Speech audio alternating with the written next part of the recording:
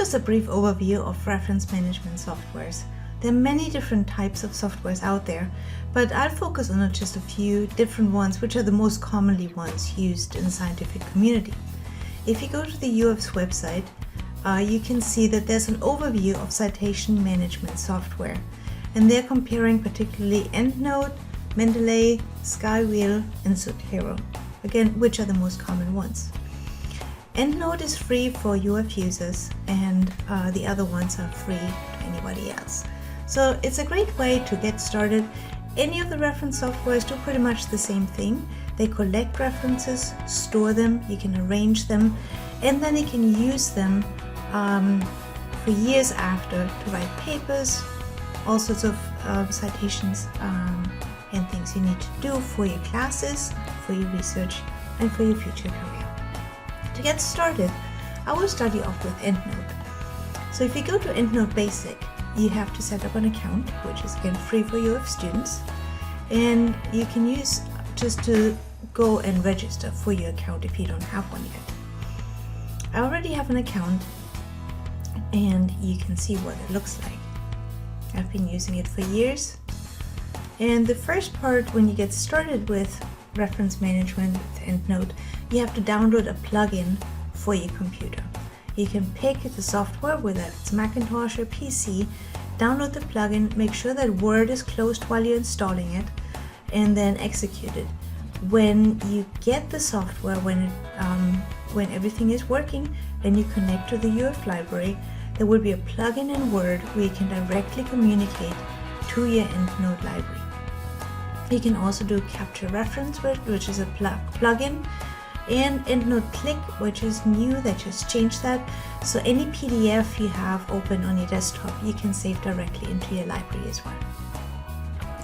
I want to show you quickly how to collect references. There are 4 different ways of collecting references. You can do online search, where you go directly to the databases through Endnote, and the other software have that available as well. So you connect to the database in the software, and then you can search for citations. Say for example, Lyme disease. Make sure it's pretty specific. Review 2020, and then you can select the field. You don't have to. You can do author, title, all sorts of things, and then you should get your references.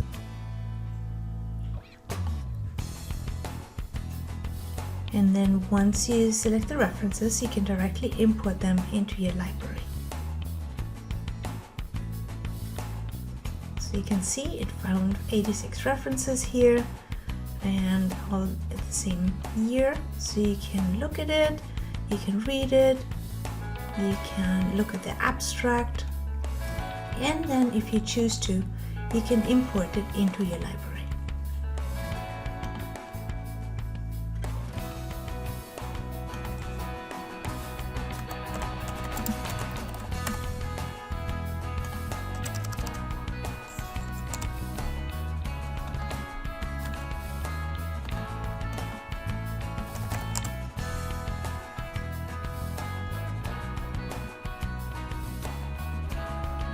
To import into the library, you just click the checkbox here.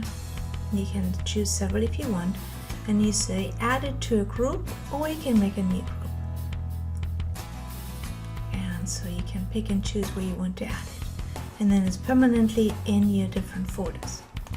Another way to import references or to get references is to manually add references.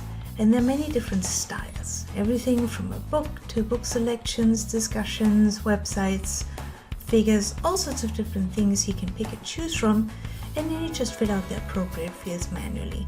I usually try to avoid it because it takes longer, and most of the references can be imported directly into your database from sources already formatted properly. The next way is to import references. And there would be, for example, if you go to Google Scholar, let's go to Google Scholar.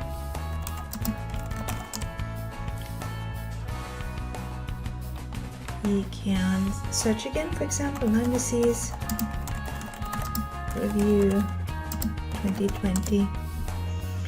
And there's a Google Scholar is a little bit a broader database than the National Library of Medicine.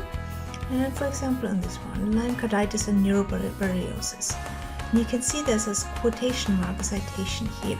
So I click on this and then export it to Endnote and save the file.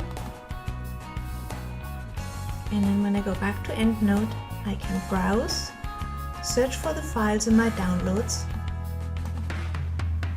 and it's usually Scholar, that's the file name, and I can import it and then select the import folder is Endnote import.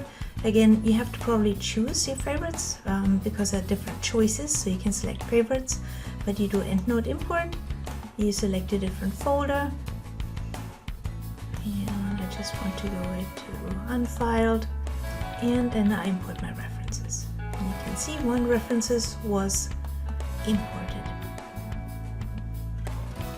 so that's now in there as well. And then there's a third way or another way of doing it, where, for example, if you go to a Google paper, what you've searched for, and then if you have activated your Endnote locker, you get this icon here down at the bottom, View PDF, and that brings you into another software plugin, your locker, your Endnote locker, and you can directly push it to your Endnote account if it's connected. So that's pretty powerful. Rather than importing it into Endnote, you can directly push it to Endnote account. So there are different ways of getting your references, and that's just one of the databases. There are different ones. Again, Zotero, Mendeley are the other common ones, and I will talk you through the other ones briefly as well.